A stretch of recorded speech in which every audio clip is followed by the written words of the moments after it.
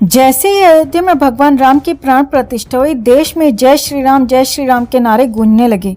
लेकिन जिस देश में कई समुदाय के लोग रहते हों, वहां आपस में भेदभाव हो, ये जग जाहिर है। लेकिन ऐसे में भी देश भर से दो तरह की खबरें सामने आईं।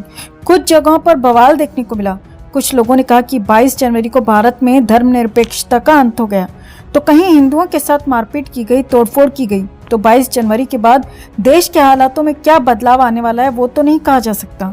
लेकिन इन सब के बीच एक ऐसी तस्वीर सामने आई जिसने इन सभी के मुंह पर करारा तमाचा मारा है। तो आखिर ऐसी कौन सी बात सामने आ गई है जिससे मंदिर विरोधियों के मुंह पर ताला लग गया है? आपको दिखाते हैं, बताते हैं सब।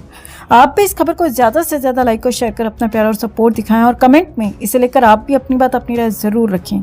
चैनल के साथ जुड़कर चैनल को सब्सक्राइब कर हमारी आवाज बने।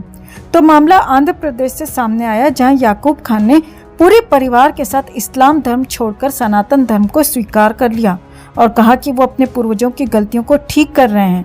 मीडिया रिपोर्ट्स बताती हैं कि इन लोगों ने सोच समझकर 22 जनवरी के दिन को चुना और सनातन की दीक्षा ली।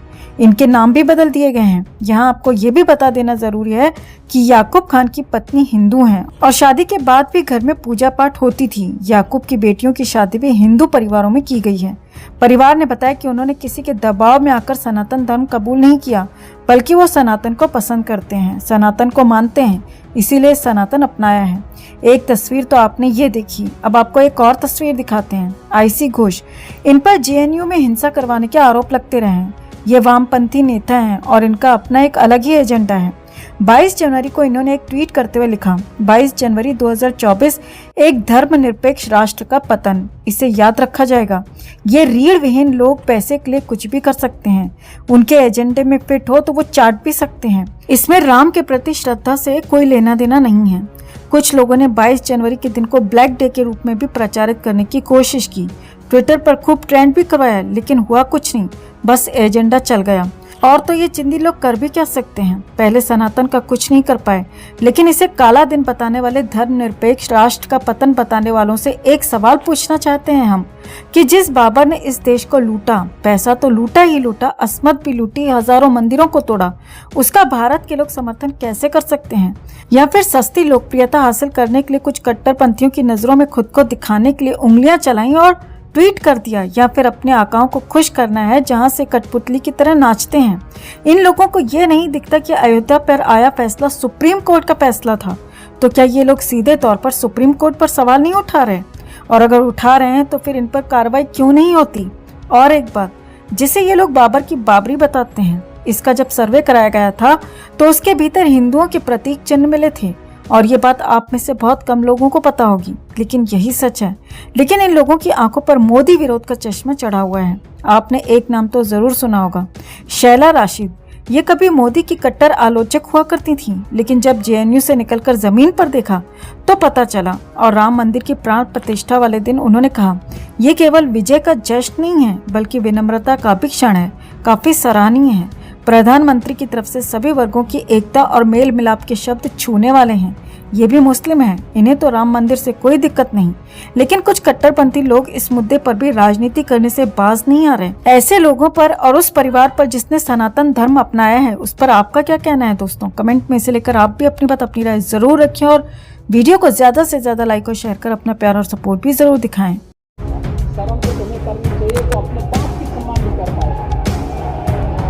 मोदी और योगी के बीच बुरे फंसे रवि किशन। न सीएम योगी ने रवि किशन को बख्शा, न ही पीएम मोदी ने रवि किशन को छोड़ा। तो आखिर ऐसा क्या हुआ कि मोदी और योगी दोनों के हत्थे चढ़ गए रवि किशन? आपको दिखाते हैं, बताते हैं सब। आप भी इस खबर को ज्यादा से ज्यादा लाइक और शेयर कर अपना प्यार और सपोर्ट दिखाएं और कमेंट में इसे लेकर आप भी अपनी बात, अपनी राय जरूर रखें। चैनल के साथ जुड़कर चैनल को सब्सक्राइब कर हमारी आवाज बने।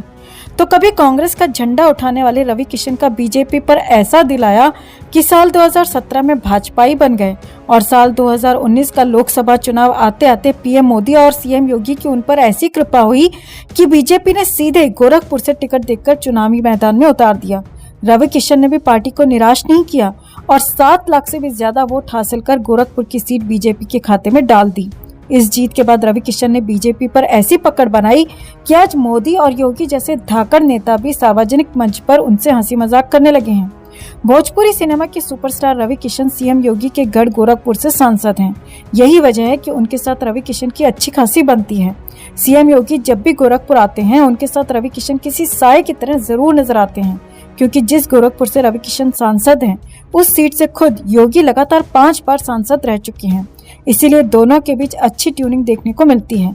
ये ट्यूनिंग इस कदर है कि 20 दिसंबर को जब गोरखपुर में विकसित भारत संकल्प यात्रा का आयोजन किया गया था, जिसमें बीजेपी अध्यक्ष जेपी नड्डा भी मौजूद थे, इसी दौरान योगी का अलग ही अंदाज देखने को मिला। अक्सर गंभीर दिखने वाले सीएम योगी ने मोमोज बेचने वाले दुकानदार के बहाने रवि किशन की चुटकी ले ली और भरी महफिल में उन्हें खड़ा कर सवाल जवाब करने लगे कि फ्री में मोमोज खाए थे या पैसे भी दिए थे।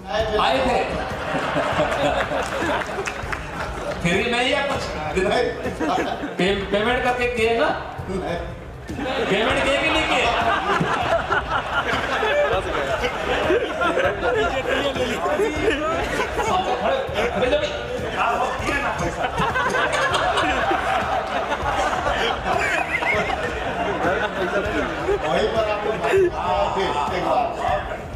मोमोज को लेकर सीएम योगी ने रवि किशन से जिस तरह से सवाल जवाब किया, उसे देखकर आप समझ सकते हैं कि सीएम योगी और रवि किशन के बीच किस तरह का रिश्ता है। दोनों के बीच एक अच्छी ट्यूनिंग देखने को मिलती है। सीएम योगी ने किस तरह से सांसद रवि किशन की मौज ली, ये तो आपने देख ही लिया। अब बात करते हैं पीएम मोदी से जुड़े किस्से की, कि कैसे उन्होंने भी रवि किशन की चुटकी ले ली थी। दरअसल ये बात 8 जनवरी की है, जब पीएम मोदी वीडियो कॉन्फ्रेंसिंग के जरिए विकसित भारत संकल्प यात्रा के तहत लाभार्थियों से बात कर रहे थे। इस कार्यक्रम में गोरखपुर के लोग भी जुड़े थे और इसी लोकसभा सीट से सांसद होने के नाते खुद रवि किशन भी इस कार्यक्रम में शामिल हुए थे। उनकी मौजूदगी में एक लाभार्थी से बात कर पीएम मोदी ने जब पूछा कि लक्ष्मी जी, आपके इलाके में गारंटी वाला गाड़ी आया तो कैसा स्वागत हुआ, क्या आप बता सकते हैं?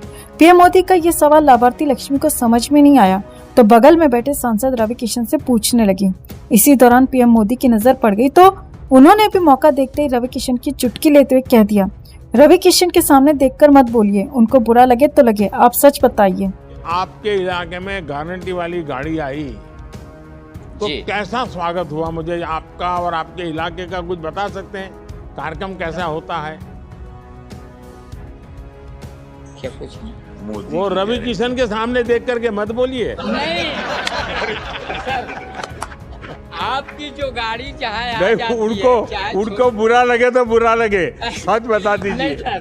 नहीं सर। पीएम मोदी ने रवि किशन की चुटकी दरअसल इसीलिए ली क्योंकि अक्सर देखा जाता है कि जब कोई अफसर या मंत्री को किसी योजना के लाभार्थी से बात करनी होती है तो उसे लोकल विधायक या सांसद सिखा पढ़ा देते हैं कि उन्हें क्या बोलना है और क्या नहीं। शायद यही वजह है कि पीएम मोदी ने लाभार्थी को टोकते हुए कह दिया कि रवि किशन को बुरा लगे तो लगे, आप जो हकीकत है वो ही बताइए। पीएम मोदी की इन बातों से समझा जा सकता है कि वो जरूरत पड़ने पर अपने सांसदों को भी नहीं बख्शते, मजाक मजाक में उनकी भी क्लास लगा देते हैं।